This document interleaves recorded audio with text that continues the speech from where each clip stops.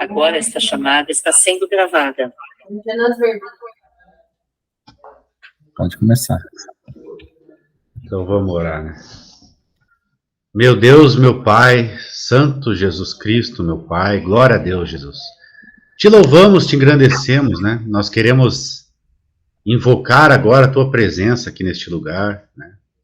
Em nome de Jesus, a presença do Teu Espírito Santo, Pai querido, que possa conduzir todos os trabalhos, Senhor, em nome de Jesus Cristo, meu Pai, feitos aqui, né? Porque sem a Tua presença, realmente não existe obra de Deus, serviço ao Senhor, né? Sem a presença do Teu Espírito Santo, né? Sem o empoderamento do Teu Espírito Santo, Pai querido, né?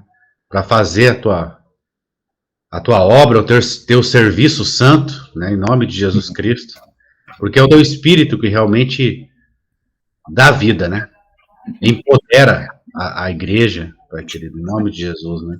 Então a gente pede a Tua presença aqui neste lugar, em nome de Jesus, né? Amém. O Espírito Santo possa estar usando o pastor Lucas, em nome de Jesus, Pai querido, né? Que ele fale palavras inspiradas, e todos nós aqui também, qualquer um que for participar, seja inspirado pelo Teu Santo Espírito, Pai. Amém. Porque daí sim, daí a revelação vem, daí o poder desce, Amém. em nome de Jesus, Pai. Nós invocamos esse lugar, a nuvem da Tua presença, né? Da Shekinah, né? Da Tua Shekinah, oh glória a Deus. Neste lugar, Pai querido, em nome do Senhor Jesus. Amém. Abençoa cada um aqui poderosamente, Pai. O pastor João, abençoa, Pai querido, em nome de Jesus, a vida dele, de toda a família. Amém. A irmã Sabrina. Vai abençoando, vai tocando em cada um, na irmã Ricardina, Pai querido. Vai abençoando o pastor Lucas, vai abençoando Amém. a irmã Cleuma, que chegou em nome de Jesus, Pai querido. Né? Nós pedimos a Tua bênção, a Tua proteção neste lugar, os Teus anjos que estejam guardando cada um aqui, Pai querido, em nome do Senhor Jesus, e repreendemos toda tentativa contrária, Pai, né? A este serviço, Pai, em nome do Senhor Jesus. E assim nós Te louvamos e Te agradecemos, né? E declaramos iniciada esta aula em nome de Jesus. Abençoa também o presbítero Francisco que entrou aqui, Pai querido. Em nome do Senhor Jesus, né? Abençoa, guarda, livra, protege, prospera em tudo, Pai. E todos nós aqui, em nome de Jesus. Amém, amém e amém. Amém. Glória a Deus. Bom, irmãos, então nós vamos ver aqui uma das passagens mais importantes, né, do ministério de Jesus, que é a transfiguração, onde ele espiritualmente ele é levantado como sumo sacerdote. É o significado dessa transfiguração, porque o sacerdócio que existia em Israel já tinha sido corrompido, e as pessoas que estavam ocupando os cargos lá eram indicações políticas de Herodes, e, consequentemente, do Império Romano, né, tinha toda uma manipulação para a indicação dos sacerdócios levíticos, que também estava contaminado porque nem todos lá eram realmente levitas, eram idumeus, né, que estavam misturados ali e ocupavam os cargos políticos religiosos também. É uma coisa que a gente tem como, assim, a gente desconhece, né, que o nível intelectual, ele é um nível espiritual. Quando você começa a estudar os níveis psicológicos, usando outras culturas, como a cultura hindu, até mesmo a cultura grega, quando você fala de intelectualidade, você está falando do contato da sua consciência com aquilo que é eterno, aquilo que vamos dizer, transcendente.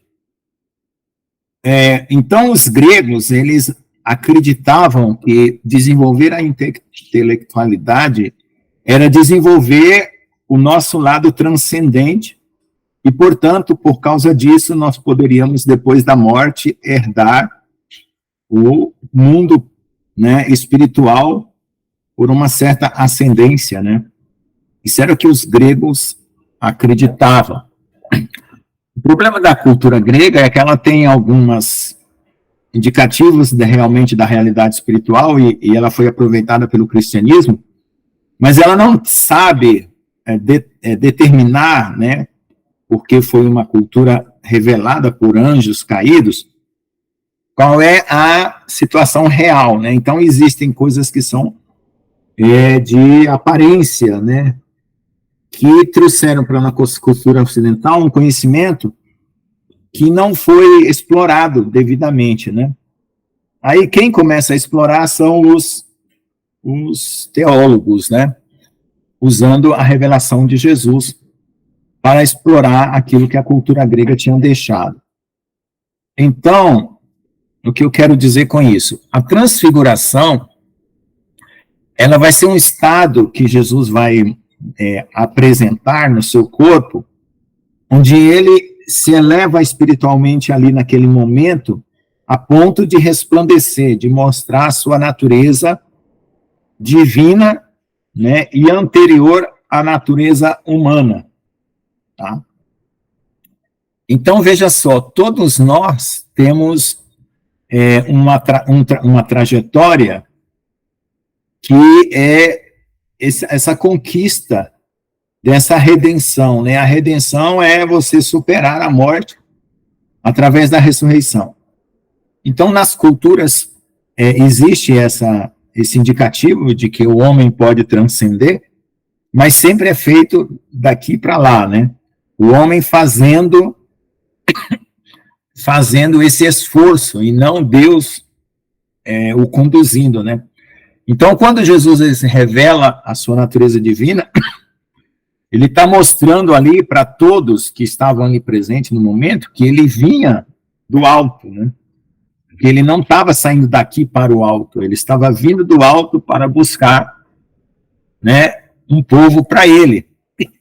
E quando ele transfigura, ele está mostrando qual é o estado espiritual futuro, da condição futura dele e de cada um de nós, né, que ele transfigura em vestidos brancas, né. Então, nesse incidente aqui, Yeshua convida 3 desses discípulos para acompanhá-lo ao topo de uma montanha no Yom Kippur. Yom Kippur é o dia do perdão. Esse dia do perdão é exatamente o dia em que Deus vai nos transformar. Os mortos vão ressuscitar e os que tiverem vivos serão transformados quando Deus traz para a matéria, vamos dizer assim, para o nosso mundo, o aceite do sacrifício de Jesus e do perdão definitivo de nossos pecados com a transformação do nosso corpo. Isso é o significado espiritual do dia do perdão, né, que os sacerdotes saíam uma vez por ano, depois que ele comemorava as festas, né, antes da última festa, que é do tabernáculo, ele saía para fora, lá do Santos dos Santos, né, depois que ele tinha ungido o Santos dos Santos com o sangue do Cordeiro no sacrifício, o sumo sacerdote saía para fora e anunciava o perdão do povo, e o povo se alegrava, e depois dali fazia 7 dias de festa, que eram as festas dos tabernáculos, tá? Então, Jesus faz isso exatamente nesse dia, no dia do Yom Kippur. Então, eles verão, de fato, o reino de Elohim, né, que é o reino de Deus, e eles veem Moisés e Elias e ouvirão a voz do Pai, né, Yehová. Então, Yom Kippur, 10º dia do 7º mês, né, que é o mês de setembro, por isso que setembro é o 7º mês, né? Então, o nome do 7º mês corresponde ao número 7 no calendário hebraico. E para nós, o setembro é o mês 9º, né? E o outubro é o mês 10º, e assim por diante. Ano 4027, terça-feira, 30 de setembro do ano 27 da nossa era, semana 33, dia 227. Esse incidente ocorre cerca de 8 dias depois destas palavras. Lucas, né? Ou 6 dias depois dos ensinamentos, quando ele alimentou os 4.000 em Mateus e Marcos. Yeshua leva Kefa, que é Pedro, né? E Jacó, tá? Que é Tiago, e Yohanan para uma montanha onde Moshe e Elias e Eliarro ordenam Yeshua como Kohen Gadol, de acordo com a ordem de Malquisedeque. Então, Moisés e Elias ali aparecem ali ordenando, né, Jesus como sumo sacerdote, de acordo com o Melquisedeque. Melquisedeque é um personagem que não nasceu, não morreu. Ele é introduzido nessa dimensão humana, material, executa umas tarefas e depois vai embora. Ele é considerado semelhante ao Filho de Deus. É como se fosse uma manifestação anterior de Jesus, tá? Este é o incidente quando alguns dos discípulos veem Yeshua em seu reino antes de sua morte. Mas eles serão obrigados a manter isso em segredo até depois da ressurreição. Então, ao contrário de todas as promessas religiosas que existem em outras religiões, Jesus ele dá uma demonstração clara de que o reino dos céus é verdadeiro, é real, é palpável, e com isso ele leva lá os seus discípulos para serem testemunhas desse reino que está por se manifestar e que vai se consumar agora na volta dele, né? E aí o que tem de acontecimento depois que ele morre e ressuscita é o trabalho daqueles que vão conquistando esse reino, né? E divulgando ele para que esse reino se complete com as almas que hão de ser salvas. Então vamos dizer aqui Mateus 17, 1, 9, Marcos 2, 9, 2 a 10, Lucas 9, 28 a 36. Então só falta aqui o Evangelho de João, que não apresenta esse evento. Mas tem esses 3 evangelhos que apresentam. 6 dias depois, né? Depois aí que ele está se referindo, quando ele levou os discípulos acho que lá 6 dias depois, deixa eu só ver o que é que ele está se referindo. Eu acredito a multiplicação, né? Exatamente. 6 dias depois, Yeshua pega Kefa, Jacó e Yohanan, seu irmão, e os conduziu para uma montanha alta, e foi transfigurado diante dele, o seu rosto brilhou como o sol, e suas roupas tornaram-se brancas como a luz.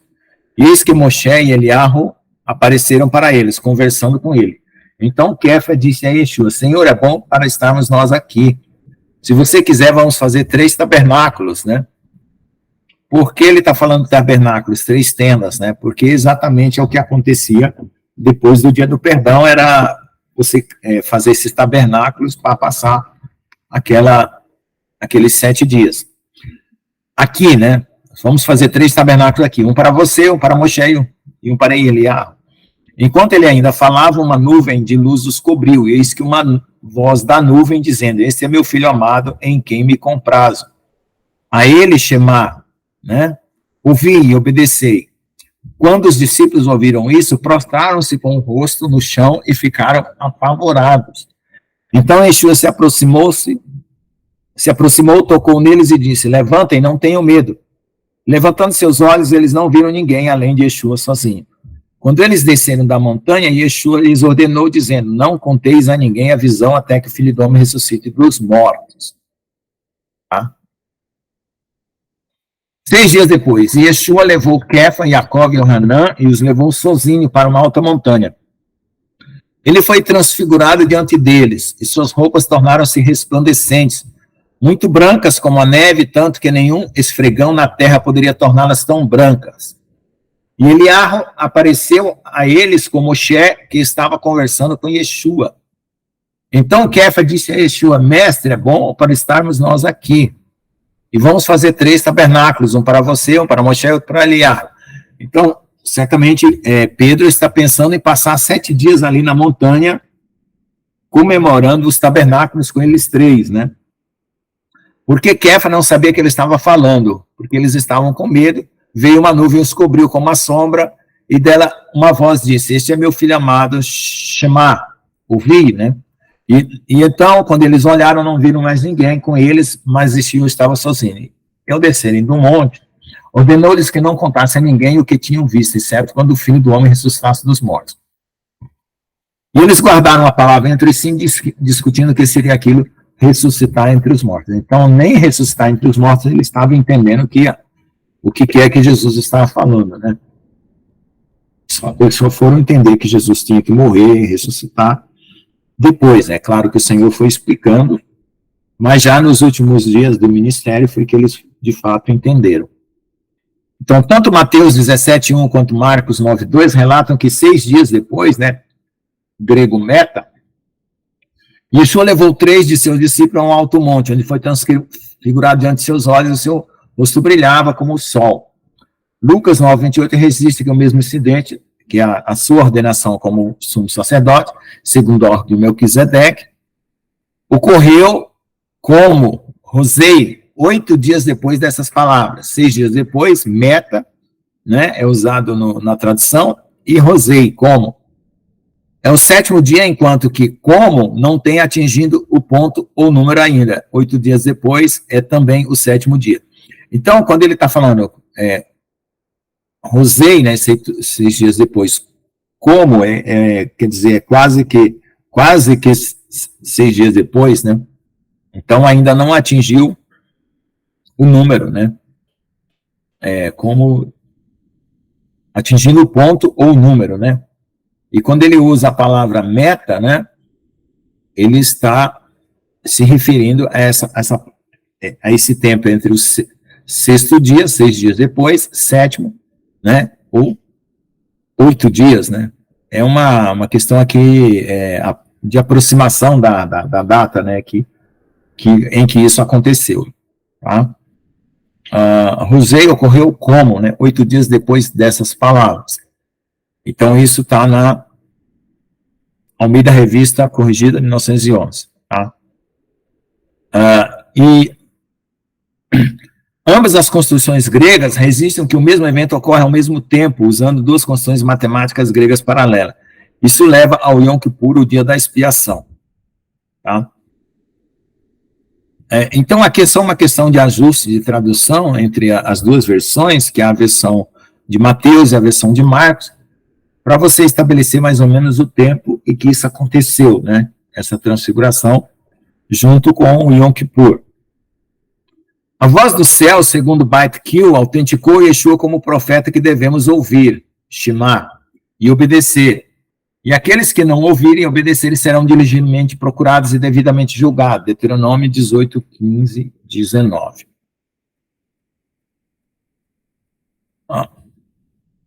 Então, vamos ver aqui. Depois eu faço outro comentário.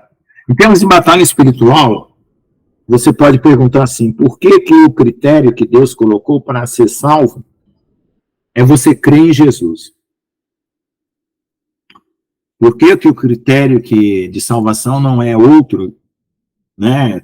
Muitas religiões falam que você pode ascender a uma espiritualidade maior por obras, fazendo coisas boas, sendo uma boa pessoa. E Deus coloca que é pela fé, reconhecendo Jesus como Senhor e Salvador. Eu entendo o seguinte, como o reino de Deus, ele passou por um processo de usurpação de poder, né, por meio de Satanás, o reconhecimento do verdadeiro reino, ou do verdadeiro rei, te habilita a viver nesse reino, né? Porque se você usar qualquer outro meio para atingir o reino dos céus, ou o reino de Deus, você não necessariamente está reconhecendo o verdadeiro rei. Você está apenas reconhecendo que existe uma maneira de viver dentro desse reino.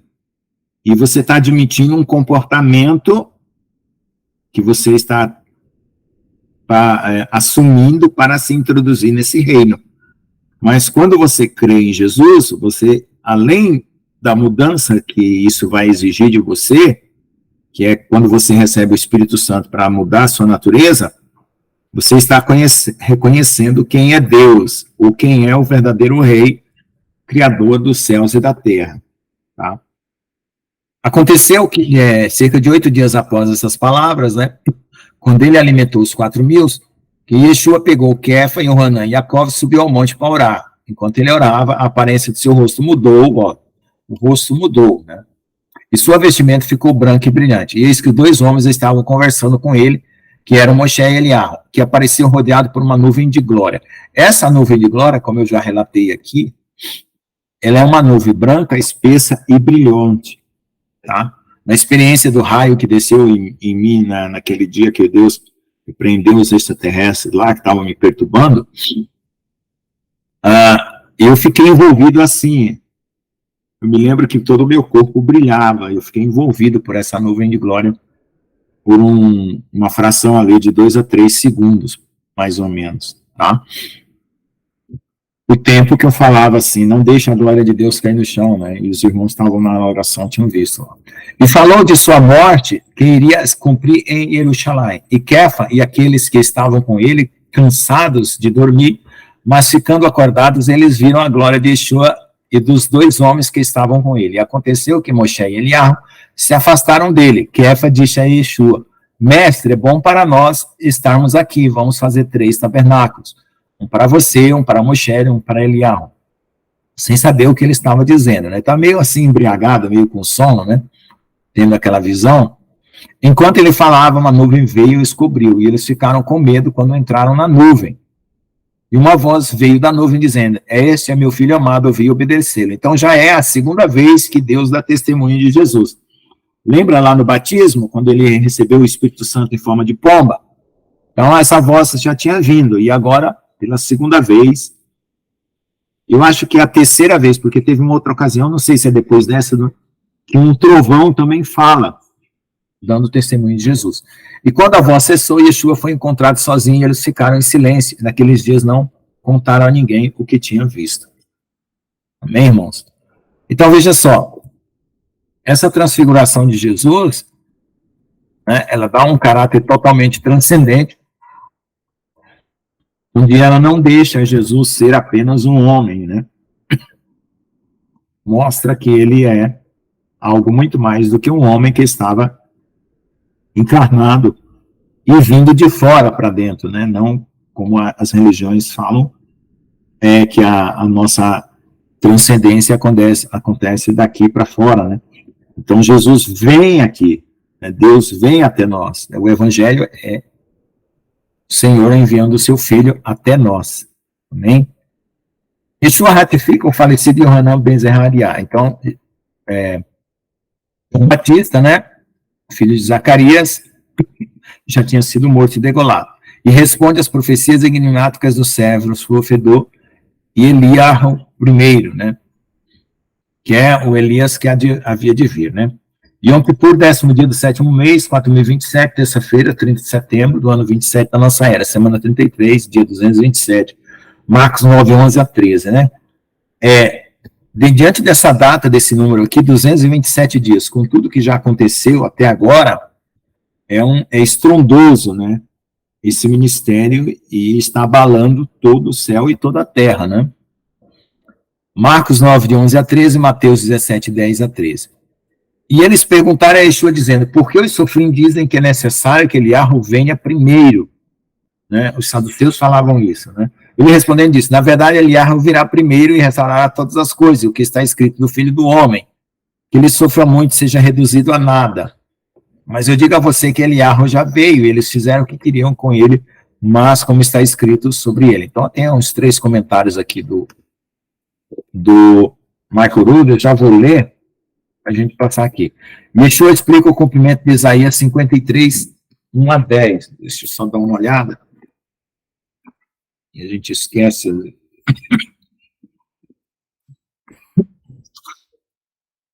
Então, a promessa da vinda de Elias foi feita para reconciliar o povo, né, os pais aos filhos, para que Deus não fira a terra com maldição, por causa da desunião e das desordens, né? Quem deu crédito à nossa pregação e quem se manifestou o braço do Senhor, porque foi subindo como um renovo perante ele, como a raiz de uma terra seca, e não tinha beleza nem formosura, e olhando para nós, para ele, não havia boa aparência para que o desejássemos.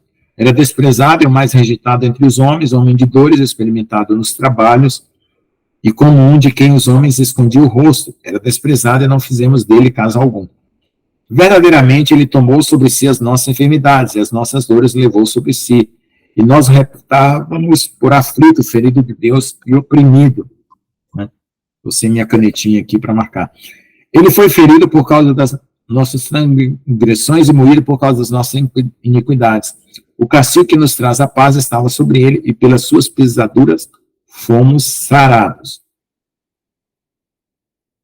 aqui nós temos uma promessa em que nós podemos reivindicar a cura, né, e saúde espiritual por causa do sacrifício de Jesus, tá?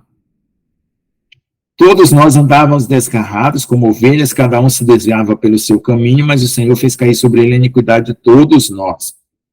Ele foi oprimido, afligido, mas não abriu sua boca, como um cordeiro foi levado ao matador, e como uma ovelha muda perante seus tosqueadores, assim ele não abriu sua boca.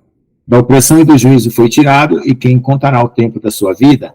Porquanto foi cortado da terra dos viventes, pela transgressão do meu povo, ele foi atingido. Vamos até o 10. Puseram sua sepultura com os ímpios, e com o rico na sua morte, ainda que nunca cometeu injustiça, nem houve engano na sua boca.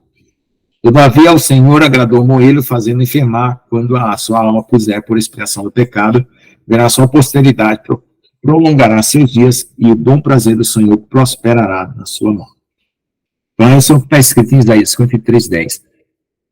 Malaquias 4, 5 e Lucas 1, 17. Deixa eu só ver aqui Malaquias e já vou comentar umas coisas interessantes aqui. Tá? Veja só, o fato de Jesus ser moído, Malaquias 4, 5, eis que enviarei o profeta Elias antes que venha o grande e terrível dia do Senhor. Ele converterá o coração dos pais aos filhos, o coração dos filhos seus pais, para que eu não venha e fira a terra com maldição. Exatamente essa é a promessa, né? E aí essa promessa ainda está válida hoje, porque Elias está aí despontando nesses últimos dias para restaurar Israel, né? E reconciliar os povos, né? No caso, os pais aos filhos, filhos aos pais, e tanto a geração de Israel como dos gentios, né? E o povo judeu, em toda a comemoração do Shabat, eles deixam uma cadeira vazia, esperando que Elias apareça, né? É um costume judaico, tá?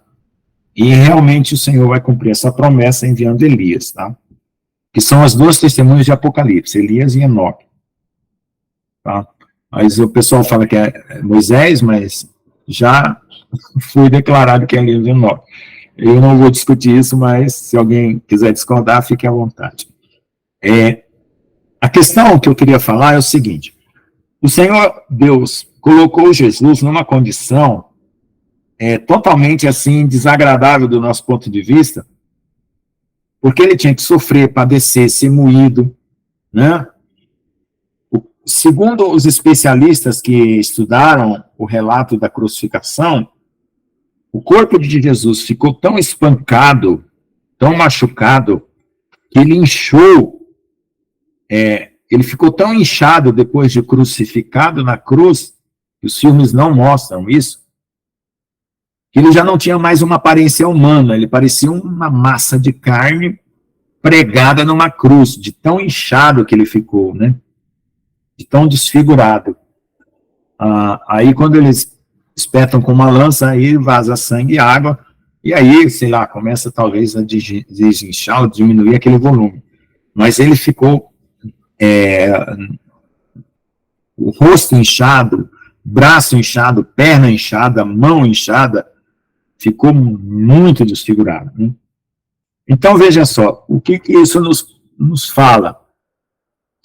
O velho homem, o ego, que é aquilo que a serpente injetou em nossa geração, desde Adão, ele precisa ser morto, eliminado. Não tem como salvar a nossa carne, ou salvar o nosso ego, ou salvar o velho homem, como você fala.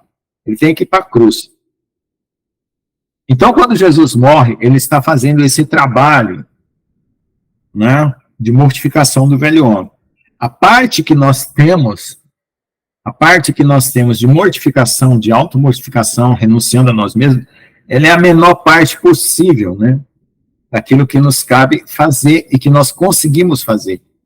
Porque, na verdade, Jesus fez a boa parte do que deveria ser mortificado, porque a natureza humana, ou a natureza carnal caída, é totalmente má e perversa, e não tinha condições de você criar qualquer situação de restituição.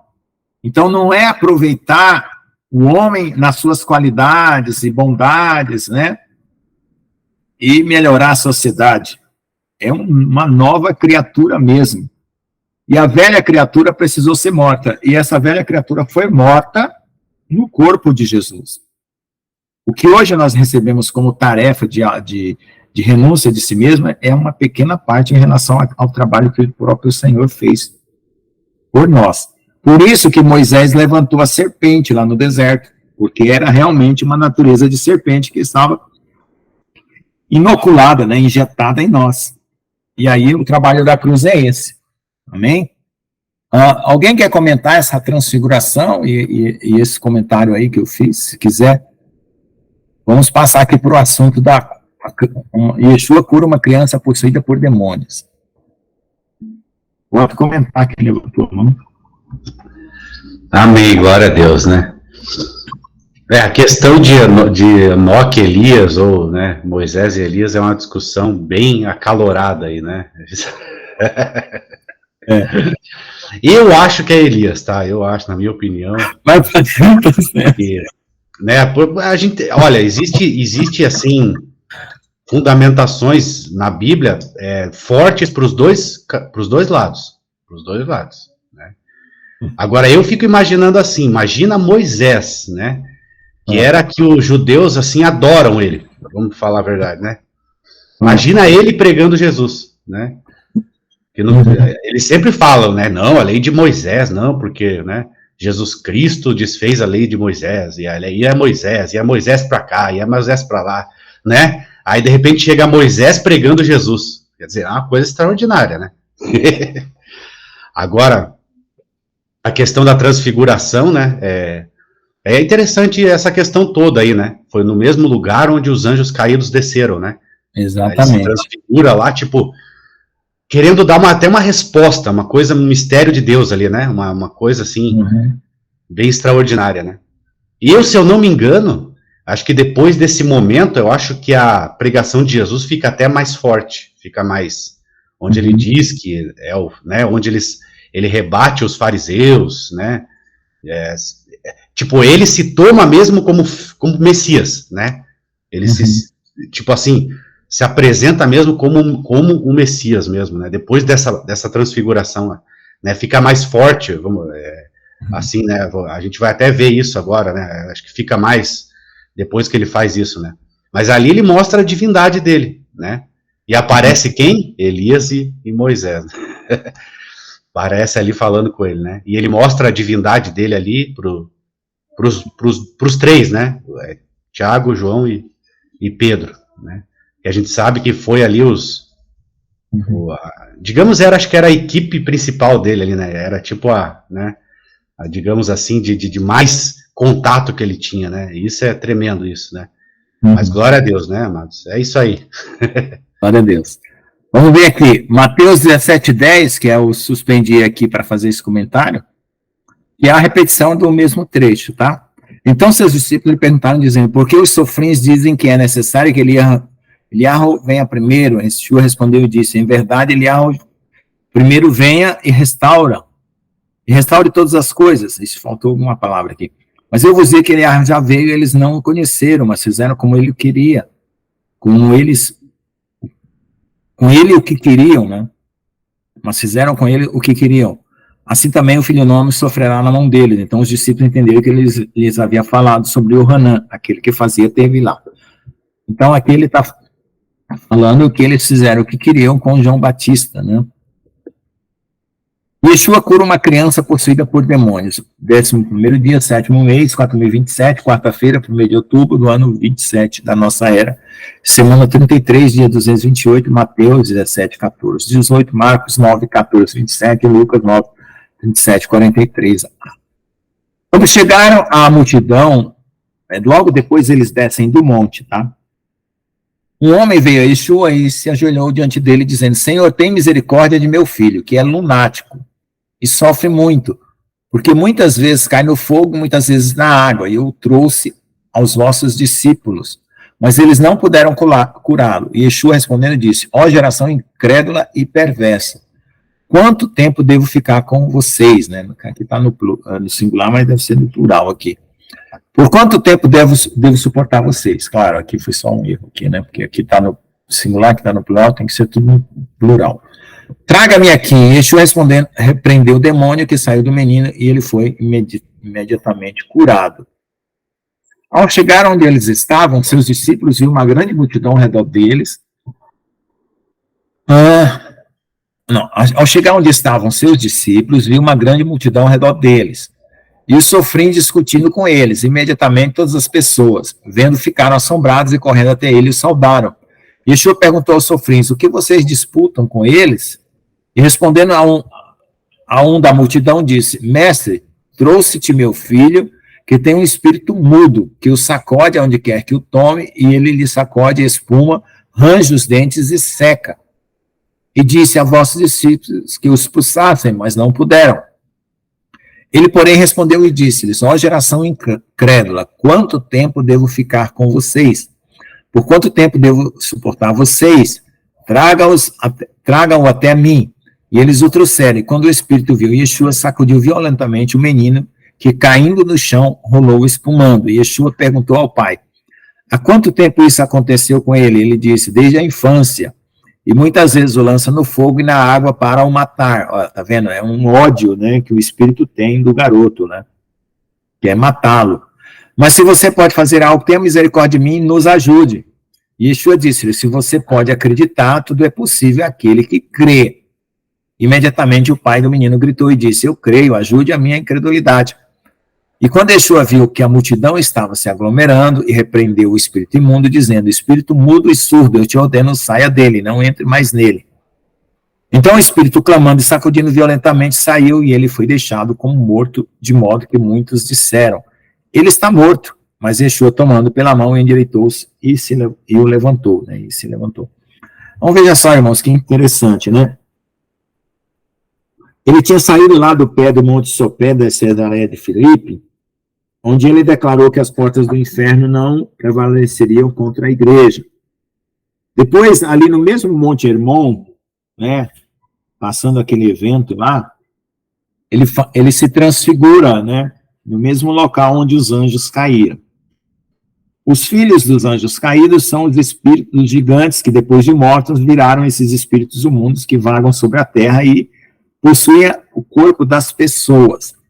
Então, se você analisar o que está por detrás de tudo isso, você percebe o seguinte, nós não temos defesa de propriedade do nosso próprio corpo e mente, por conta que esses espíritos têm um poder e uma capacidade de nos invadir, né?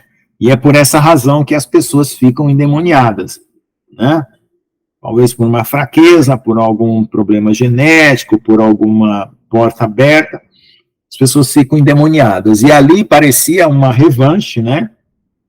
Em cima da declaração que Jesus tinha feito anteriormente e da transfiguração, ou seja, a batalha espiritual continua, né? Jesus está ali cumprindo seu ministério e declarando a derrota dos seus inimigos, né? E ali está tendo essa revanche aí, né? Essa retaliação em cima desse garoto.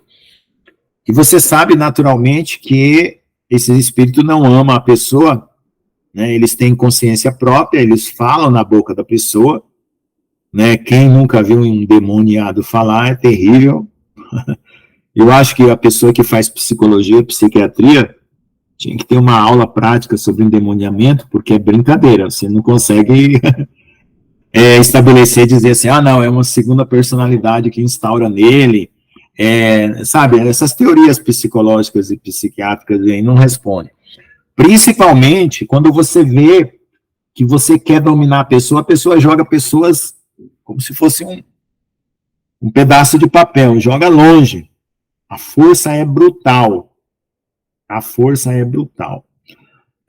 Uma vez eu estava indo para a igreja e eu entrei dentro do ônibus. Eu estava indo na congregação cristã naquela época, né? Eu usava paletó e gravata e tal. Sentei dentro do ônibus, eu sempre andava em comunhão, como eu sempre ando, orando, clamando para onde quer que eu entro, pedindo para Deus me guardar, porque eu sei que eu estou num mundo com uma batalha que não cessa, de dia, de tarde, de manhã, de tarde, de noite, né? Quem acha que o mundo é só coisa material está se enganando, né? Então, veja só. Então, eu entrei no ônibus ali e alguém gritou, quando eu sentei do lado de uma mulher. Sai de perto que essa daí ninguém domina, ela está endemoniada. E eu tranquilo, indo para o culto, né, estava cheio de crente dentro do ônibus no domingo, pensa bem, né? Domingo em São Paulo, quando você pega o ônibus, é só crente, né? Dentro do ônibus. E aí eles estavam levando aquela mulher para um batismo, sei lá, o que eles estavam levando lá. Eu só sei que a mulher começou a rosnar do meu lado. Aí eu falei bem baixinho no ouvido: Satanás, você está amarrado em nome de Jesus. Se você fizer escândalo aqui, eu prego o evangelho para todo mundo dentro desse ônibus. O que você prefere? Aí ele ficou quietinho, né? Aí a moça falou assim: como é que é? 4 policiais não conseguiram segurar ela. Ela derrubou os 4 de uma vez. Eu falei: não se preocupe, está amarrado aqui, em nome de Jesus não vai fazer nada. Aí nós conseguimos chegar até a igreja, aí desceram ela do ônibus e levaram ela lá para tentar se batizar, né? Ou sei lá, qual era o intento da família, né? Que era alguém da família lá. Então eu vi algumas coisas que aconteciam com os endemoniados, que era de,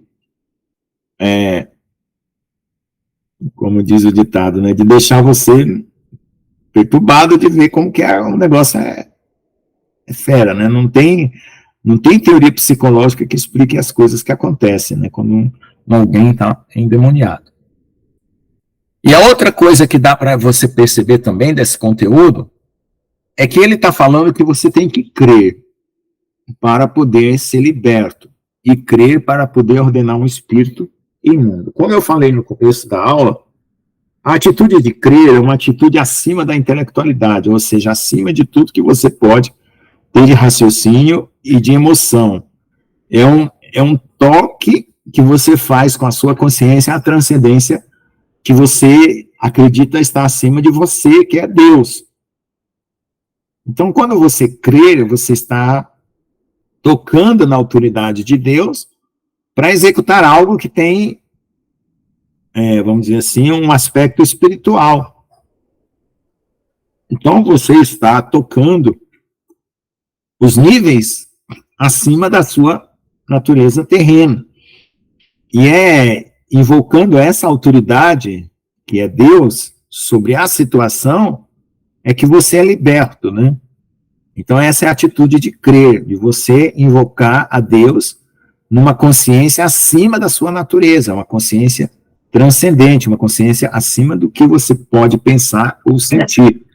Então, crer é nesse nível, isso envolve toda a consciência humana, todo o estado de espírito, o estado emocional, e ali você separa aquela situação, você expulsa aquele demônio, seja de você mesmo, seja de outro. Você se separa daquele ser que tem uma capacidade de invadir seu corpo, sua mente, seus sentimentos, e ele fica ali em paralelo. Eu fui uma pessoa, aqui eu posso relatar isso de propriedade, porque eu tive épocas que eu fiquei endemoniado, eu dividia metade do meu corpo com o demônio. Eu sabia que o caboclo estava aqui do lado esquerdo e eu do lado direito, né? É uma experiência que é só vivendo para você saber como é que é. Porque, normalmente, tem endemoniamento que a pessoa não tem consciência. Quando ela era como se ela estivesse num sono, o demônio ocupa o corpo dela, quando sai, ela volta à consciência, né? E tem opressões demoníacas que a pessoa fica com maus pensamentos, palavrões, coisas na cabeça, mas ela está ali entre o nível da própria consciência e daquilo que o inimigo está fazendo, né? Mas eu passei por uma experiência assim, que Deus fala assim, você vai passar por tudo que um ser humano é capaz de passar, para você ter instrução na prática do que é a vida espiritual, porque eu não fiz curso de teologia, minha teologia é aquilo que eu vivi. E eu sei exatamente como é que é você dividir um corpo com outro cara, que não é você. Eu tive essa sensação. Eu tive sensações dentro do meu corpo, que às vezes eu estava de cabeça para baixo dentro do meu corpo, né? Era horrível. Eu deitava na cama, com a cabeça no travesseiro, e eu me via com a cabeça nos pés. Então, é assim, o mundo espiritual, a gente não faz ideia de quão sério isso é, e às vezes a gente trata isso com brincadeira.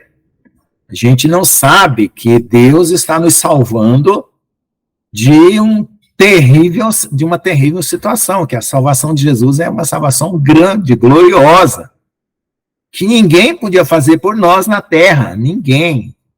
Então nós temos que valorizar isso, não podemos tratar as coisas como se não existisse, como o mundo faz, né? O mundo materialista ignora, né? E no dia que eles estiverem confrontando essa realidade, não vai ter mais retorno para eles, né? Não tem como você ir para um mundo espiritual maligno e dizer assim, olha gente, eu vim aqui fazer um piquenique, e fazer uma entrevista aqui no inferno e vou voltar para casa depois e contar. Não. Então, as experiências que as pessoas têm são as instruções que a gente pode tirar para nós nos protegermos com o sangue de Jesus, né? Porque eles têm essa prerrogativa de invadir qualquer ser humano, se ele andar errado, se ele andar em pecado, e é por isso que o mundo está maluco, né? E nós estamos protegidos porque Deus está nos guardando e protegendo por causa do sacrifício do seu filho, porque se Jesus não tivesse vindo, nós estávamos pior ainda do que estamos hoje na humanidade. Estou falando isso como humanidade, como pessoas, né? E quando Jesus voltar e nos tirar daqui, a coisa não vai ficar brincadeira, né? Eu não desejo isso para nem meu cachorro, de ficar depois do arrebatamento. Porque é essa invasão perversa, né, que está acontecendo hoje, que vai acelerar, e o Senhor está separando, né, quem é dele e quem não é. Então eu vejo assim, quando eu discuto com pessoas racionais, universitários, professores, eu chamo ele para o ringue, eu falei, sobe aqui no ringue e vamos travar uma batalha ali na realidade, para de falar filosofia para mim, teoria, eu quero ver na prática, como é que você lidar com essa situação, porque é aí que a realidade está lá. Sabe, a pessoa, ou ela baixa a guarda e diz assim, realmente existe uma realidade superior, ou como alguns fazem, dão uma risadinha e vão embora. Né? Quando você argumenta, a pessoa dá aquela risadinha, aquele ar de jocoso, de incredulidade e vai embora, mas não discute com você a realidade. Né? Então, nós não estamos pregando uma religião, nós não estamos com mais uma religião entre budismo, shintoísmo, islamismo, não, nós estamos pregando o reino de Deus, algo que está sendo instaurado porque Deus nos ama, e Deus criou os céus e a terra, e esse é o processo histórico que Deus colocou para nós vivermos, né? Ao contrário do que está nos livros, né? Que nos livros, o homem veio por evolução e aquele blá, blá, blá, blá todo que não explica coisa nenhuma do que acontece na realidade. Então, é isso que a gente tem que considerar, o mundo espiritual da forma séria, para nós termos uma vida de comunhão com Deus, né? Levantar de manhã orando, sabendo que nós estamos em batalha, nós passamos o dia em batalha, como diz o salmista, né? Declaramos a tua graça de manhã e a tua fidelidade à tarde, que Deus nos guardou, né? Então, você de manhã, você louva, de tarde, você agradece. Você vai dormir, você vai agradecer pela vida que você passou naquele dia, as coisas boas que aconteceram, você conseguiu almoçar, jantar, estar com a sua família, né, comer uma fruta gostosa, ouvir uma música. Então, são desfrutos espirituais que no estado de guerra que nós vivemos nesse mundo, isso seria praticamente impossível, né? É graça sobre graça que Deus derrama, porque tem gente que não está comendo, não está bebendo, não está tendo roupa para vestir, está vivendo uma vida miserável, está sendo oprimido por drogas, por perversidades, por violências, está vivendo numa favela com uma quadrilha comandando, né? Embora Deus tenha os seus lá também, e Deus está guardando por graça. Então nós estamos aqui, nós temos que olhar a realidade dessa maneira, com esse aspecto, não com esse aspecto puramente social, de que existe o oprimido, e de que, coitadinho disso, e quem vai solucionar o problema do oprimido é o mesmo governo que oprime. Poxa, isso é hipocrisia, né? Quem cria as situações de opressão são aqueles que querem solucionar, então ele cria o problema para dar a solução, não tem condição disso. Então o reino de Deus, é redenção mesmo, não tem outra conversa, tá bom? Então vamos lá, no dia seguinte, quando desceram a montanha, uma grande multidão os encontrou, e eis que um homem na multidão gritou, dizendo, mestre, rogo que vejas a meu filho, porque é o único que tenho. E aconteceu que o espírito toma, e de repente grita, sacode violentamente, faz espumar, machucando, e dificilmente se afasta dele. Eu roguei a seus discípulos que o expulsassem, mas não puderam. E Yeshua respondendo disse, ó geração incrédula e perversa. Incrédula, né? Essa palavra aqui, depois da minha explicação, vocês conseguem entender. Eles não atingem os níveis espirituais da consciência transcendente. Isso é ser incrédulo. Você, na sua convivência humana, você não alcançou um lado transcendente para entender a realidade acima do que você vê. Portanto, você é incrédulo. Perverso porque você vive numa condição fraudada daquilo que deveria ser na sua vida e não é. O que é perversidade? Perversidade é o seguinte, uma criança está chorando com fome, ao invés de você dar um pedaço de pão, você dá uma droga para ela se drogar. É você substituir a necessidade por algo que não é aquilo que ela precisa. Isso é perversão. Certo? Então, a sociedade, ela é perversa porque ela não corresponde às nossas necessidades. Os governos não nos sustêm providenciando aquilo que nós realmente precisamos. Eles oferecem outra coisa, pão e circo, né? E assim por diante. Por isso que é perverso. Até que tempo terei de estar com vocês e devo ser tolerante com vocês? Traga seu filho aqui. Quando o menino se aproximou, o demônio golpeou, sacudiu violentamente, mas Yeshua repreendeu o espírito imundo e curou o menino e devolveu ao seu pai. Todos ficaram maravilhados com a grandeza de Jeová. Né? Lembra, Yeshua é Yehová, Shua, Salvador. Yehová, o que quer dizer? Aquele que era, que é e que há de vir. O eterno, como dizem os judeus, tá bom? Alguém quer comentar esse negócio de endemoniamento? Alguém tem alguma experiência, quer completar? Nunca viu um endemoniado, não sabe o que é? Medo? Pode passar. O interessante é isso, né? Aquela parábola que Jesus disse, né? Ele falou assim que tem aquela semente que cai no caminho, aí vem a ave e rouba aquela semente, né? Então, o que é esse roubar a semente, né? Tipo, a semente não chegou nem a germinar. Nos outros casos, ela até germinou, né? Mas tiveram dificuldades e coisas e tais da vida, né? Mas esse roubar a semente, eu creio que é tipo, se a pessoa tiver um endemoniamento, se a pessoa tiver possessa mesmo, aquele espírito vai fazer de tudo para roubar aquela semente, entendeu? Ela não vai nem germinar no coração da pessoa. Então eu acho que Jesus se referiu a possessão, né? O demônio chegar e roubar aquela semente, né? Então, exatamente. É isso mesmo. Os nossos pensamentos, eles já são naturalmente voláteis, eles evaporam. Você está pensando no negócio, daqui 5 minutos você não está pensando mais aquilo, nem lembra do que pensou, do que estava pensando. Os pensamentos já são voláteis. As emoções, elas já são mais duradouras, né? Porque a gente... eu vi na igreja um irmão endemoniado, é horrível. Tá bom. Então, veja só. Os nossos sentimentos já são mais duradouros porque a gente retém mágoa. Às vezes a gente retém a alegria por um dia inteiro, né? Os sentimentos maus, eles são retidos por mais tempo, né? Mas quando você tem uma intenção boa, algo bom dentro de você, um conteúdo bom, e o inimigo está ali, ele rouba mesmo. Você muda a sua consciência, você muda o seu estado de ânimo, você muda o seu estado mental, você muda o seu estado emocional.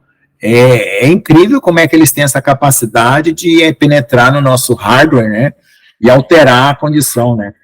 Eu comparando isso a um computador, né, é como um vírus mesmo, né, que tem uma tela aqui funcionando, de repente entra alguém aqui e destrói aquele funcionamento, né. Veja assim. Você sabe que eu na igreja quadrangular, o culto que eu mais gostava era o culto de sexta-feira, libertação. Né? Eu gostava de ajudar a libertar os outros, porque eu já tinha passado por tudo quanto é problema, eu ia lá, eu já sabia o que era o espírito, onde estava, como que era, o que falava, o que dizer, o que mandar. Não, e como eu gostava daquele culto, eu não perdia as pessoas, eu gostava não, muito. E realmente, gente, era uma igreja grande, é a primeira igreja aqui de Curitiba, quadrangular. E sempre tinha gente que lá na frente manifestava, mas todo culto, pelo menos umas 10 pessoas, sempre. E futuramente eu acabei trabalhando como obreiro com eles, né? Então é muito interessante. Eu gostava muito, sabe? Olha, eu achava. E sempre, né? A gente mexia com qualquer coisa e tal, né? E eu cheguei a trabalhar como obreiro lá. Foi bem legal, bem legal. É engraçado que as pessoas, e cada demônio tem uma estratégia para se expulsar, que às vezes só pelo Espírito Santo que você entende que como que você vai fazer. E tinha um demônio uma vez na igreja lá, aí tinha vários pastores, obreiros expulsando, e sai em nome de Jesus, sai em nome de Jesus, sai em nome de Jesus, e o bicho não saía. Chegou um irmão muito abençoado, entrou no meio da igreja, não viu o que estava acontecendo, foi lá e abraçou o demoniado com tanto amor, que o demônio, ó, saiu na hora. E foi liberto pelo abraço do irmão que entrou de gaiato, não estava sabendo o que estava acontecendo com ali. Ele viu aquele grupo, ele pensou que estava todo mundo ali reunido conversando, né? Ele é meio distraído, mas amoroso, super amoroso. Deu um abraço no demoniado, eu vi isso acontecer. Então olha, realmente fora de série essas experiências aí, né? Espero que vocês não confundam as verdadeiras experiências com alguns teatrozinhos que são feitos, né, para levar pessoas à igreja para crescimento de pastores, né? Tem muito teatrinho ali também, tá? Vocês realmente considerem que existem coisas sérias, tá bom? Vamos continuar aqui, evento 122, os discípulos de Yeshua o questionam em particular. 11º dia do 7º mês, 4027, quarta-feira, 1º de outubro do ano 27 da nossa era. Semana 33, dia 228, Mateus 17, 19, 21, Marcos 9, 28, 29.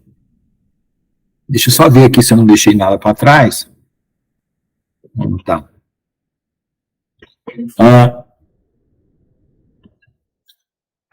Então os discípulos vieram a Yeshua à parte e disseram, por que não podemos nós expulsá-lo? Yeshua diz, por causa da vossa pouca fé. Porque em verdade te digo que se tiverdes, né, no que está errado aqui, fé como um grão de mostarda, dirás esta montanha, vai daqui para lá e ela passará, e nada será impossível para vocês. Mas esse tipo de demônio não sai, exceto com oração e jejum. Então ele está falando aqui de uma casta de demônio que dá mais trabalho. Normalmente esses demônios são espíritos que que levam a doenças mentais, tá? Outra coisa que é interessante, assim, quando você está mergulhado na realidade espiritual, você considera ela e você eleva a sua consciência a tratar a realidade como realmente algo maior do que você vê, e você guarda essa consciência de fé, de ver a realidade com esses olhos, você mantém essa fé. Você mantém essa fé no seu dia a dia. E você atravessa o seu mundo, o lugar onde você mora, as coisas que você vai viver, com essa perspectiva, e você destrói muita coisa do inimigo. Quando você atua sobre isso, né? Você se dispõe a Deus te usar, levar uma palavra, levar uma libertação, orar por um enfermo, né? Mesmo que você esteja aí andando, indo para o supermercado, fazendo qualquer coisa, indo na padaria, conversando com as pessoas, encontra alguém que foi atropelado na rua, como já aconteceu comigo. Quando você busca esse nível de realidade, não desce mais para viver um nível normal, humano, carnal, simplista, materialista, egoísta, você busca essa consciência e por oração e confiança em Deus você mantém, realmente você atravessa essa batalha aí com vitória em tudo que você faz. Amém? Quando Yeshua entrou na casa, seus discípulos, alguém quer falar? Pode falar, pastor João. Não, rápido, só vou contar uma historinha rápida então, né, já que a gente entrou nesse assunto. É muito interessante porque o pastor desse culto de libertação, né, ninguém sabia, mas ele estava em adultério, né? O que acontece? A unção, ela permanece, né, apesar de tudo, a gente, né, e realmente as pessoas os demônios manifestavam e eram expulsos e tal. Só que o interessante é que os demônios começam a desdenhar já da pessoa. Começa a dar risada, a dar indireta, você tá entendendo? Porque sabe que e o cara tava em adultério, tava mesmo. Até que futuramente foi descoberto, entendeu?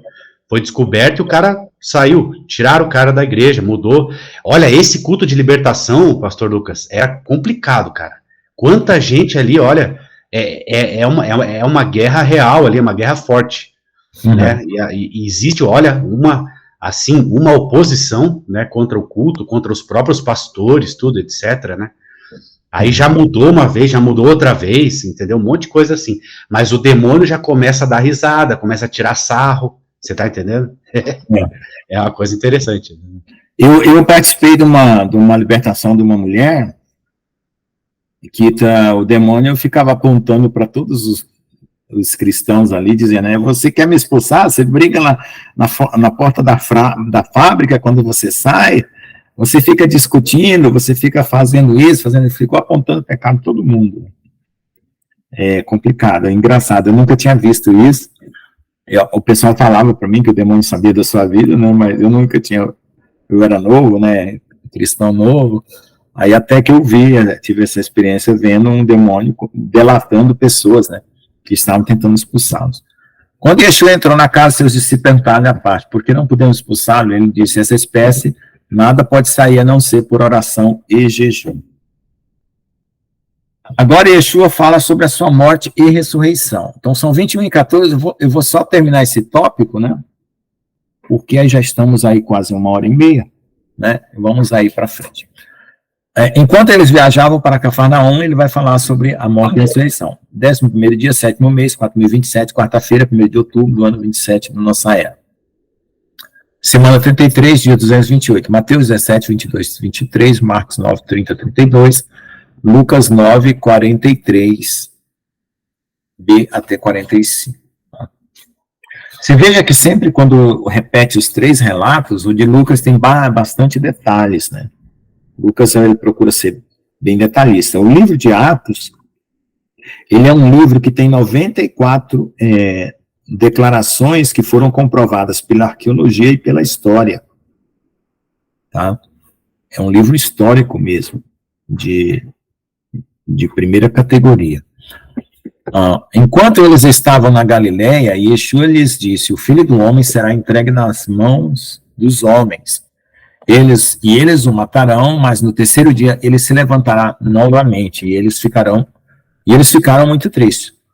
Tendo saído dali, eles caminharam pela Galileia, e Yeshua não queria que ninguém soubesse, porque estava ensinando a seus discípulos, e disse, o Filho do Homem será entregue na mão dos homens, que o matarão, mas depois da morte ele ressuscitará no 3º dia. Eles, porém, não entendiam essa palavra e temiam perguntar. Então foi quando Jesus começou a falar da morte e ressurreição. Né? Nós estamos aqui já na 33ª semana, 228 dias depois de andar com Jesus, tá? E todos maravilhados de tudo que ele fazia, disse aos seus discípulos, fazei com que essas palavras penetrem bem nos vossos ouvidos, pois acontecerá que o Filho do Homem será entregue na mão dos homens, mas eles não entenderam o significado dessas palavras, porque estavam veladas para que não as entendessem, e eles estavam com medo de perguntar a eles sobre essas palavras. Os discípulos chegaram a Cafarnaum e Yeshua ensina. 11º dia, 7º mês, 4.027, quarta-feira, 1º de outubro, do ano 27. Semana 33, dia 228, Mateus 17, 24, 18, 35, Marcos 9, 33, 50. Lucas 9, 46, 50. Quando chegaram a Cafarnaum, os cobradores de impostos vieram a Kefa e disseram, mestre, seu mestre não paga impostos? Ele disse, sim. E quando Kefa entrou na casa, Yeshua falou com ele primeiro, dizendo, o que você acha, Shimon?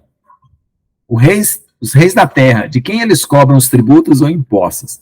De seus filhos ou dos estranhos?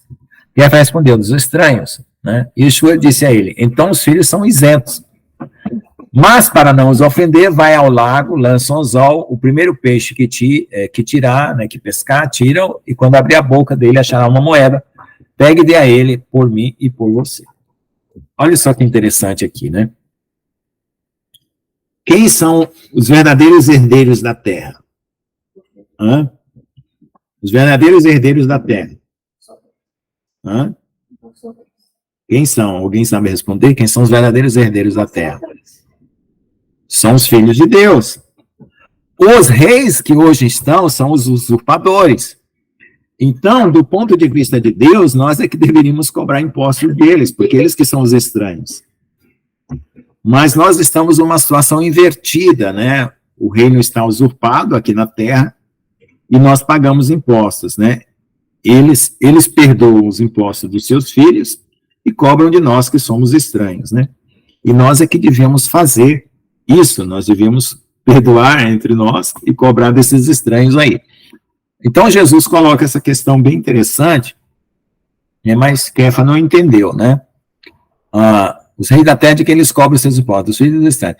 Então, quem são os verdadeiros reis da terra, né? Porque os reis da terra que hoje estão, não estão sob a determinação que Deus planejou, né? Isso aqui é uma usurpação por causa que o pecado tomou conta da terra e o inimigo conseguiu usurpar dos poderes para reinar sobre nós, né? E é por isso que o reino virá. Aí ele vai lá, mostra, né, como ele sabia de detalhes, coisas de detalhes. Ó, tem um peixe lá que engoliu uma moeda, né, que equivale o valor daquele imposto que você vai pagar para nós. Então vai lá no...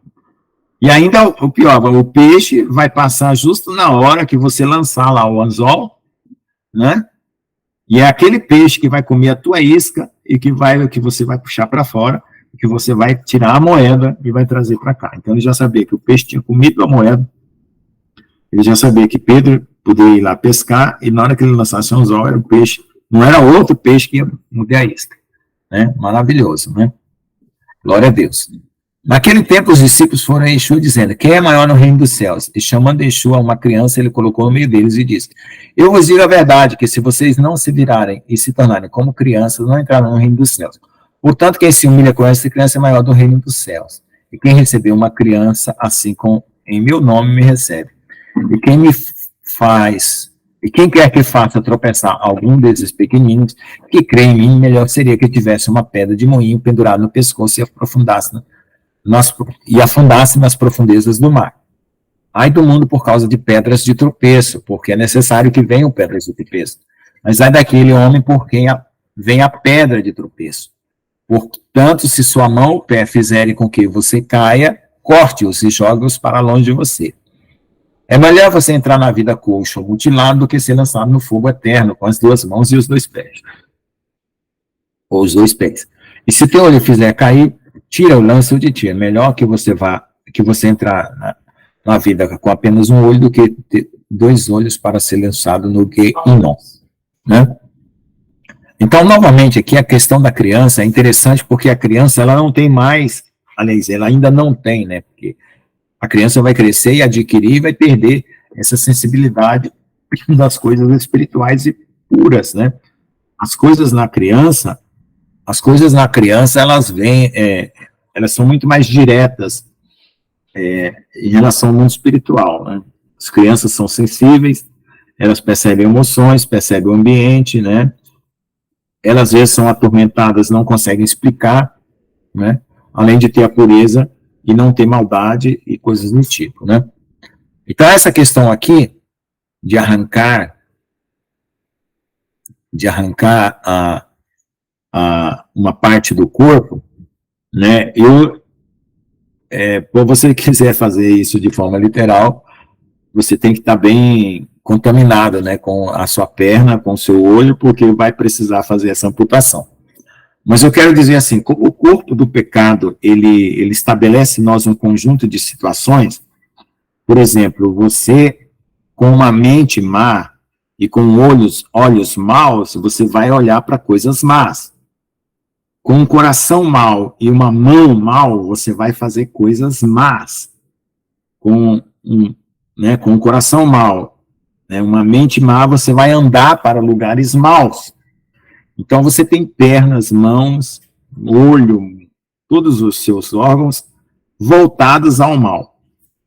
Então, quando você corta isso, você quer dizer que você mortificou a sua natureza terrena. Tá?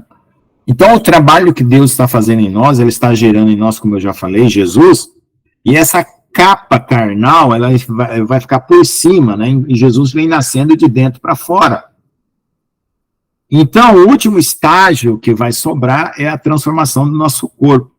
Mas até lá, você ainda tem resíduos da sua mente carnal, do seu olho carnal, do seu braço carnal, do seu pé carnal, E você tem que ir cortando. E é aquilo que está te fazendo você tropeçar hoje ou amanhã, sei lá. Os momentos que você sofre tentação. Então, esse cortar, né, ele não é feito assim como uma automutilação, porque a própria carne não vai conseguir anular ela mesma. É pelo poder de Deus, pelo Espírito de Deus, que você vai cortar aquele olhar perverso, aquela mão perversa, né? Aquele pé perverso, aquela perna que vai andando para os lugares perversos. Eu entendo dessa forma. Se você não entender dessa forma, aí a situação é mais crítica, né? E aí você vai precisar realmente cortar. Mas eu não acredito nisso, né? Não acredito assim que pode chegar ao extremo, né? Pode chegar ao extremo. Eu via isso aí, não é? Como uma saída para a marca da besta, né? O cara botou a marca da besta na mão, e ele vai lá e fala assim, meu amigo, agora não tem jeito para você, né? Aí eu falei, vou cortar minha mão, a marca vai ficar na mão, eu vou perder a mão, a marca vai ficar lá na mão, eu corto a mão, mas eu vou me salvar, é o último recurso, nós estamos no final dos tempos, Jesus já voltou, levou todo mundo embora,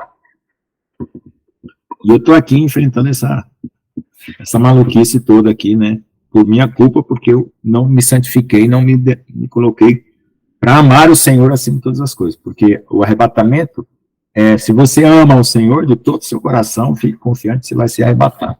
Se você está envolvido com o mundo e ama parcialmente o Senhor, você corre o risco de ficar. Né? Essa é a ideia. Vede, não desprezeis a nenhum destes pequenininhos, porque eu vos digo que os seus anjos guardiões no céu sempre veem a face do meu Pai que estás nos céus, porque o vi de onde veio salvar o que se havia perdido. O que você acha? Se um homem tem 100 ovelhas e uma delas se extravia, não deixa as 99 e vai pelas montanhas à procura da que se extraviou? E se por acaso ele a encontrar, em verdade vos digo que ele se alegra mais com aquela do que com as 99 que não se extraviaram. Portanto, não é a vontade de meu Pai, aqui foi traduzido errado, que estás nos céus, que um desses pequeninos se perca. Portanto, se o teu irmão pecar contra ti, vai repreendendo enquanto tu e ele só. E se ouvir você, você ganhou seu irmão. Mas se ele não te ouvir, leva consigo 1 ou 2, para que toda palavra fique gravada na boca de 2 ou 3 testemunhas. Se não os ouvir, diga a Querrilá, diga a igreja, né, no caso. Se ele não ouvir a Querrilá, considere um gentio um publicano. Em verdade te digo, tudo que ligares na terra será ligado no céu, e tudo que você desarmar na terra será solto no céu. Eu vos digo novamente, se 2 de vocês concordarem nessa terra sobre qualquer coisa que pedirem, será feito por meu Pai que está nos céus. Pois onde estiverem 2 ou 3 reunidos em meu nome, aí estou no meio deles. Então, veja só, aqui, esse relato aqui, Mateus, né, ele continua essa parte aqui das crianças, e aqui tem muita coisa também, né, e vai ter mais coisas para baixo aqui, Mateus, aí depois entra para Marcos, né. Então, eu vou fazer um comentário aqui, acho que era bom a gente voltar na aula que vem, porque aqui vai ficar umas deixas muito interessantes a se comentar na aula que vem. Nós estamos em 21 e 26, tá? O que acontece? Jesus fala que ninguém viu ao Pai, somente o Filho, né? E aqui os anjos veem sempre a face de meu Pai.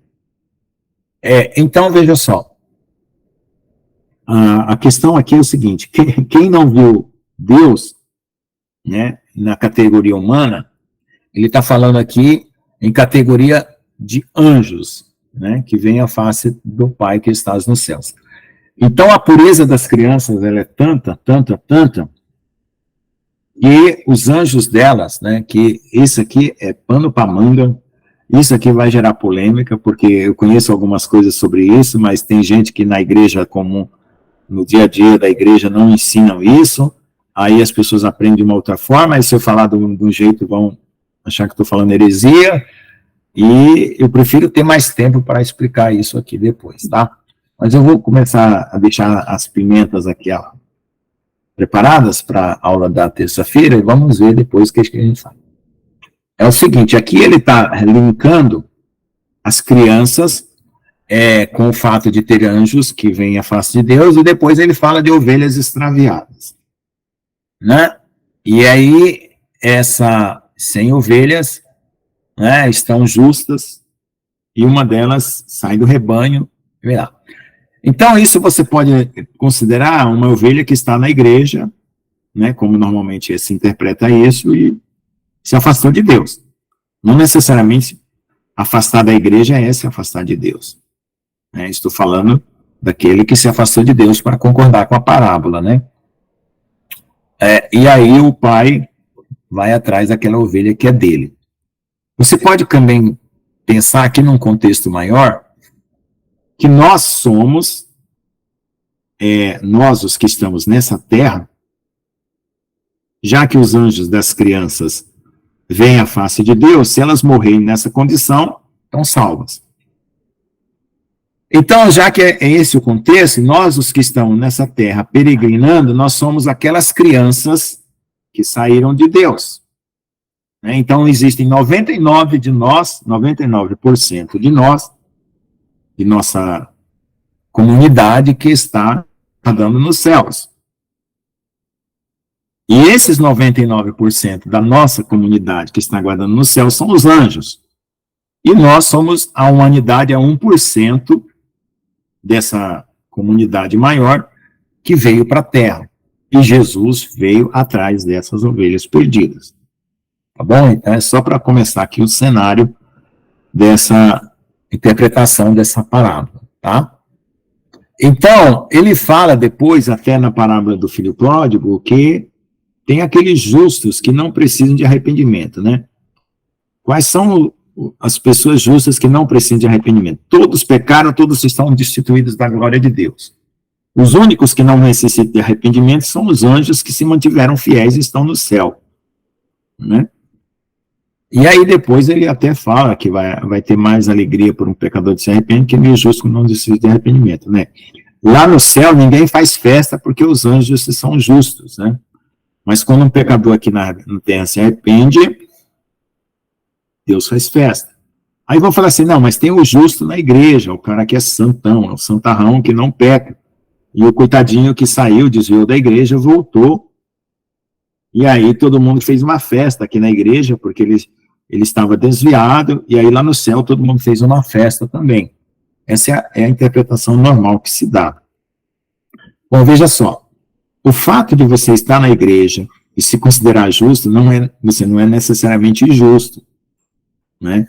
E se alguém se desvia e volta para a igreja, não necessariamente ele é uma ovelha desengarrada assim, porque se ele se afastou de Deus e volta, não é pelo fato dele voltar para a igreja que ele está voltando para Deus, né? Então essas interpretações humanas fica complicado.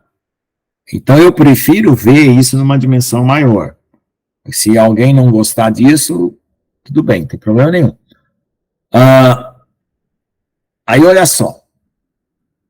Portanto, não é da vontade de meu Pai, que estás nos céus, que nenhum destes pequeninos se perca. Veja só. Jesus aqui ele está misturando as duas parábolas na frase seguinte. Ele está falando de uma parábola aliás, de um fato, que são o fato das crianças serem puras e seus anjos lhe afastam de Deus, com a parábola das ovelhas que se extraviam. Então, se ele está dizendo que nenhum destes pequeninos se perca, isso inclui as crianças e inclui a ovelha desgarrada, certo? Porque ele mistura tudo no final, certo? Aí essa ovelha desgarrada poderá ser o teu irmão que pecou contra ti, né? E aí você vai tentar ganhar o seu irmão. E aqui tem todo o processo, né, humano para você trazer ele de volta a Kehilá, que não necessariamente é a igreja física, mas a igreja espiritual, porque é essa que conta, a comunhão com Deus, né? Aí a pessoa não ouve, né, não quer saber, não se reconcilia com Deus, né, não necessariamente com a igreja, Kehilá, né, com a instituição, mas sim com Deus, igreja, corpo espiritual. Aí você considera ele um gentio ou um publicano, ou seja, aquele que não é uma ovelha desgarrada, é simplesmente uma criatura do mundo, né? Por quê? Porque você não sabe quem são as ovelhas perdidas. Você sai para pregar o evangelho, Você não sabe quem é o joio e quem é o trigo. Você não sabe. Você simplesmente, você não tem nenhum juízo premeditado, né, sobre qualquer alma na terra. E você não pode fazer isso, que Deus não deu esse direito, nem para distinguir quem é joio e quem é trigo, e nem para fazer qualquer julgamento. Então você simplesmente faz a sua parte e deixa que Deus vai mostrar quem é realmente aquela pessoa, né?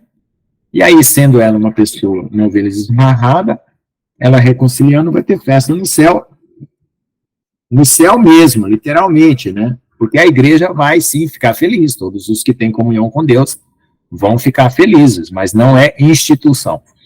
O que que acontece? Aí vem esse pedaço aqui, que é usado muito pela igreja católica. Eu te digo que tudo que ligares na terra será ligado no céu, e que tudo que você desamarrar na terra será solto no céu. Então a igreja católica usa isso aqui para dizer assim, ó, quem se desligou da igreja recebe a excomunhão, porque Deus deu para a igreja a autoridade de excomungar. Então Martinho Lutero foi excomungado pela igreja, porque saiu da igreja católica, e aí ele rasgou a excomunhão. Então ele não está falando que a igreja, né, instituição, tem essa prerrogativa aqui, esse poder. Ele está falando que aqueles que estiverem em comunhão com Deus, né, pelo Espírito Santo, poderá orar para que as pessoas se religuem, né, e se por acaso elas não forem as pessoas que Deus escolheu, né, e está incomodando, né, está sendo tropeço no meio do povo de Deus, é um enviado de Satanás, ela também tem o direito de tirar, né, porque ela não quer nada com o reino de Deus. Ela é ali um enviado maligno. Entendeu? Então é uma coisa aí que hoje é usada até para tirar membros da igreja evangélica. Né? Gente que não concorda com a doutrina da igreja evangélica é desligado. Aí a pessoa pensa que perdeu a salvação, porque o pastor disse que ela não tem mais comunhão com a igreja. Aí o cara vai vagar pelo mundo. Eu nunca me caí nessa, porque a minha comunhão com Deus é com Deus, né? Eu nunca caí nessa de dizer que, o pastor me desligou, portanto eu estou desligado de Deus, aí eu vou pecar, porque agora eu sou de Satanás, eu vou embora, porque ninguém quer saber de mim, nem Deus, nem o pastor, nem a igreja. E é isso que acontece às vezes com as pessoas, né? E eu nunca deixei, né, a decisão da minha alma cair na mão de um ser humano. Pois onde estiver 2 ou 3 reunidos, meu nome está no meio deles. A irmã Sabrina perguntou aí, como assim? Como assim? Irmã Sabrina, esclareça melhor a sua pergunta. Como assim? Eu falei tanta coisa, qual das coisas é como assim? Pode falar. Entendeu. Da igreja católica. Eu não sei se você nasceu católica, minha filha nunca nasceu católica, graças a Deus, não sabe nada. Você é filha de pastor, então você pode ser que você também não saiba nada, mas existe isso, né? Eu não nasci, eu nem sei nada de católico, eu nem sei de Parabéns. Nada. Por isso que quando fala de católico, a minha cabeça buga todinha, irmãos, eu fico aqui falando, minha filha também. Eu fico assim, mas como assim? O que é isso? Porque eu não sei nada, não entendo nada. Falou de católico, eu não sei. Agora fala de, meu Deus, dos cristãos, é nós. Glória a Deus. O Martinho Lutero, que fez a reforma, foi excomungado baseado nesse versículo aí, tá? Eu nem sei quem que é, mas cover do católico? Martinho Lutero é o que criou a igreja evangélica, que começou, né? As igrejas evangélicas. Mas você tinha falado antes do católico, né? Que você falou. Os católicos, eles excomungam baseado nesse versículo aqui. Excomungar quer dizer que você não tem mais salvação, você perdeu a salvação, a igreja dá uma carta de que você não é mais filho de Deus e que você vai para o inferno, porque o Papa assinou o negócio lá. Meu, misericórdia, entendi. Obrigadão. Tá? Então isso não é, gente, não é usado para esse tipo de coisa, não é isso, tá? Isso é usado de forma errada. Só para vocês terem uma ideia, uma vez eu tive uma visão. Irmão, é a irmã Ana Cleuma F, é a mesma irmã Ana Cleuma, se identifica aí, senão eu vou pensar. Eu ia perguntar também, eu ia falar se era a irmã Ana Cleuma, porque tá Cleuma, né? A Cleuma F é a mesma irmã Ana Cleuma, não? Ou é outra Cleuma? Sempre ela fica bem com o rostinho dela, né? Viu, irmã Ana Clema? Deixa eu sei. contar um episódio. Uma vez eu estava numa oração em comunhão, aí eu tive uma visão que apareceu um ser na lua, assim, um ser gigantesco na lua. Aí ele começou a falar para mim assim, olha, Deus não quer você mais, você não presta, você não tem condição de se salvar. Poxa, aquele ser espiritual gigantesco, aparecendo assim, eu estava na visão, a lua apareceu e ele estava assim, quase como a lua em cima da cabeça dele, ele apareceu na visão. Ó, você não presta, você não vale mais, você não vale nada, você não tem condição de se salvar, você é um pecador perdido, você é um caso horrível, você é de Satanás. Olha, o bicho lá deixou o decreto lá, aí eu fiquei... Como é que eu vou discutir com um caboclo desse? Aí eu falei assim, pensei assim, né, na minha oração, eu estava tendo uma visão, eu falei, não, eu vou ouvir esse veredito diretamente de Deus. Não vou ouvir de anjo, nem de ninguém. Se Deus falar que não é o Pai, se o Pai falar para mim que não quer, eu mesmo, eu aceito. Aí quando eu falei isso, subiu 2 chifres assim, debaixo. Assim. Aí eu falei, cabocão, descobri quem você é, cai fora. Entendeu? Vamos orar, irmão? Misericórdias. Misericórdia. Na hora que você fez os dedinhos assim pra cima, eu tá repreendido, em nome de Jesus. Meu Deus, eu não quero ver essas coisas, não. Deus não me dá esses dons, não. Eu levei muita pancada, irmã. Pode deixar que eu... Misericórdia. A irmã Ana Cleoma vai fazer oração aí, ó. Amém. Vamos agradecer, irmão. Depois a gente volta nesse assunto semana que vem. Levei muita pancada. E continua, né? De vez em quando eu apoio um pouco. Glória a Deus. Pode falar, pastor Jones. Amém, glória a Deus. Bastante coisa aí. Até tem uma história de Lutero, né? Parece que ele estava traduzindo a Bíblia pro alemão, né? Aí tem uma história que diz que Satanás, ele chegou diante dele e mostrou a lista, todos os pecados dele, né? Falou, se você vai traduzir a Bíblia, olha só o que você fez aqui, ó. Todos os teus pecados aqui, ó, se você quer traduzir a Bíblia, né? Mas daí diz que estava embaixo, assim, estava escrito com sangue, né? Que o Senhor Jesus Cristo tinha apagado os pecados, né? Glória a Deus, né? Agora tem bastante coisa aí, né? A questão aí as pessoas incrédulas, elas criticam muito, né? Aquela questão lá, arranca teu olho, arranca teu braço, né? E tal, leva, né? E a gente sabe, realmente, na minha opinião, foi um exagero de Jesus, né? Intencional, um exagero intencional, né? Para mostrar realmente a realidade do juízo ali, né? Agora, eu vejo assim, né? Se por exemplo, o mal, ele está dentro da gente, né? O mal, ele está dentro da gente. Não adianta, a pessoa pode perder o braço, pode perder o olho, né? Pode perder tudo, mas, né? Se a presença do Espírito Santo não trouxer um arrependimento na pessoa, a pessoa vai continuar sem braço, sem olho, entendeu? Porque o mal é lá dentro, né? Então, é claro que foi uma figura de Jesus que ele usou, né? Uma figura de linguagem, a hipérbole, né? Ele usou uma hipérbole, né? Um exagero ali, mas a gente sabe que realmente foi, né? Outra intenção. E outra coisa que eu queria falar é a questão das crianças, né? Porque a gente tem que ter uma confiança de uma criança diante de Deus, né? Por exemplo, o pai chega para o filho pequeno, né? Ô filho, se joga aqui, né? Se joga que o pai vai te pegar aqui. A criança se joga com a certeza que o pai vai segurar ela, né?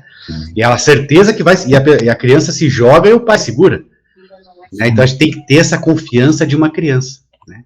É isso que é interessante, né?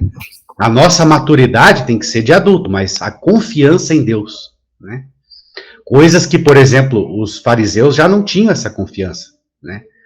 Tanto que nem identificaram Deus em Jesus Cristo, né? É isso aí. Vamos orar então, quem vai orar? Pode orar, irmã Ana Cleo.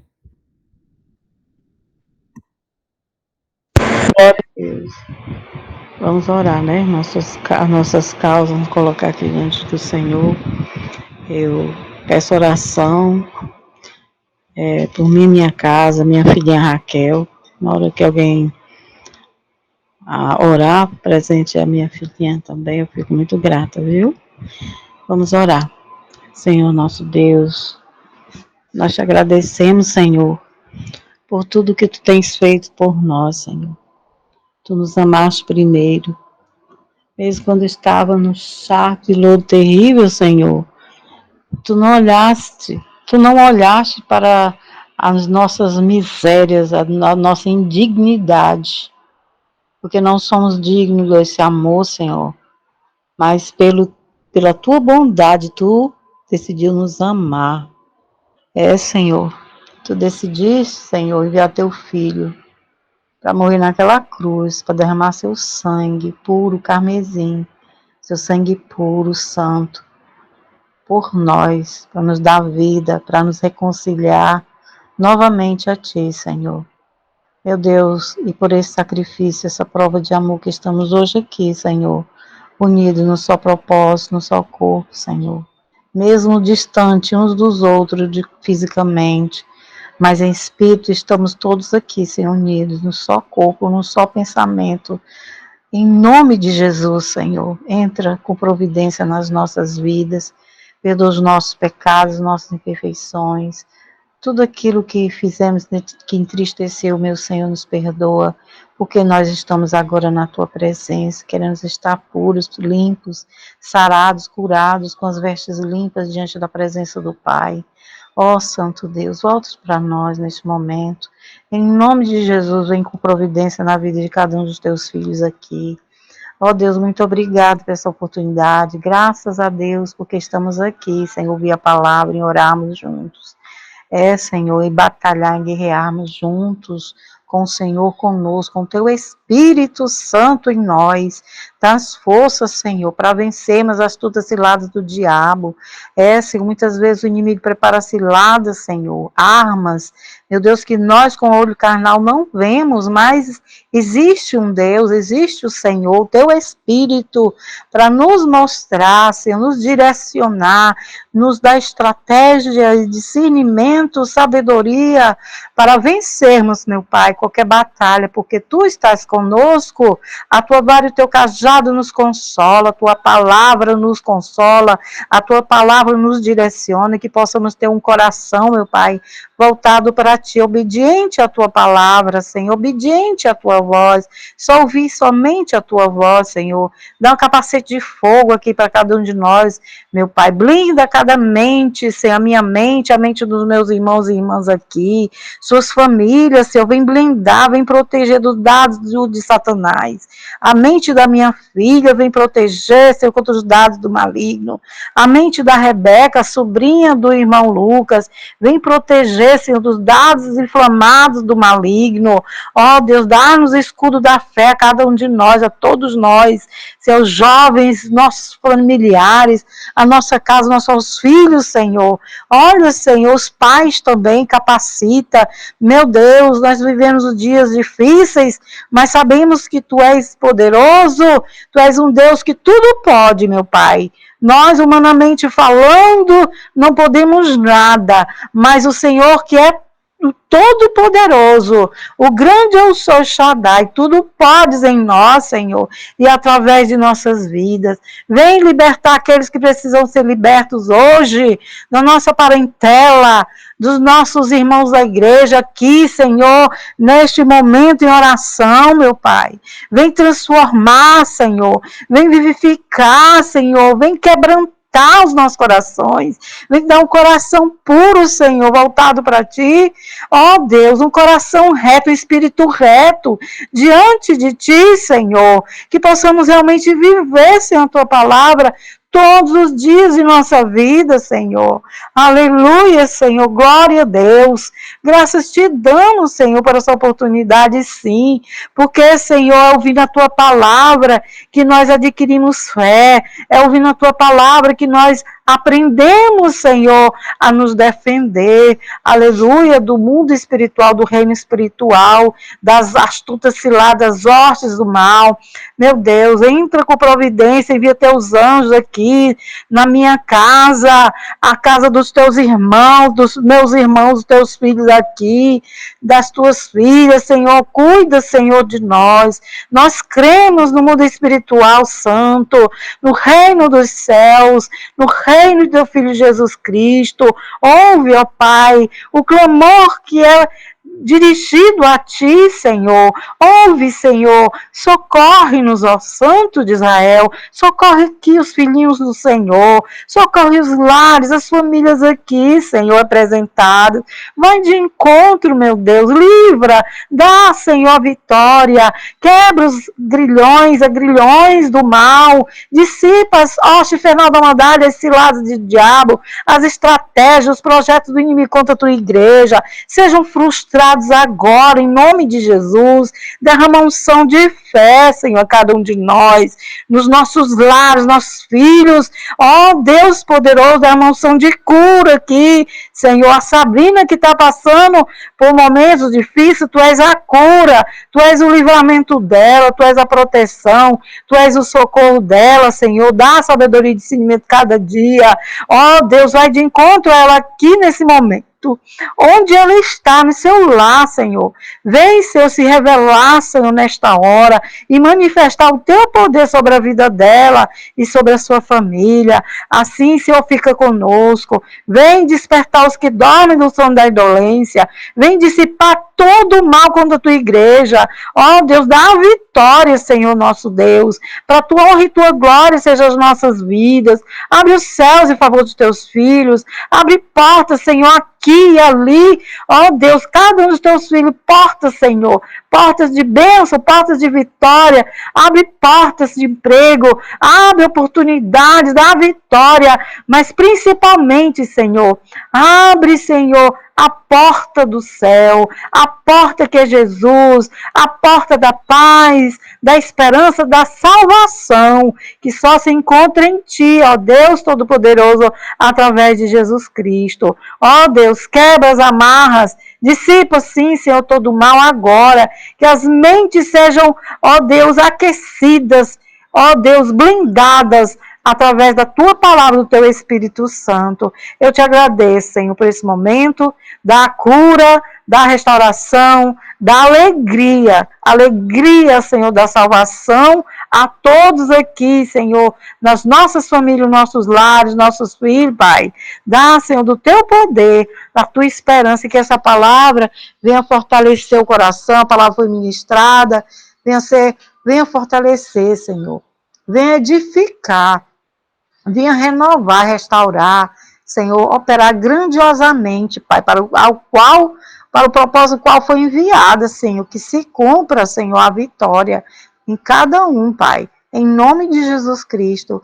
Eu te agradeço, Pai. Se eu pudesse, eu queria ser a noite toda assim, orando, falando, intercedendo pelo meu semelhante, porque, Senhor, é maravilhoso buscar a tua face. Quando nós temos essa oportunidade, Senhor, que possamos aproveitar, Senhor, com gratidão. Muito obrigada, graças a Deus.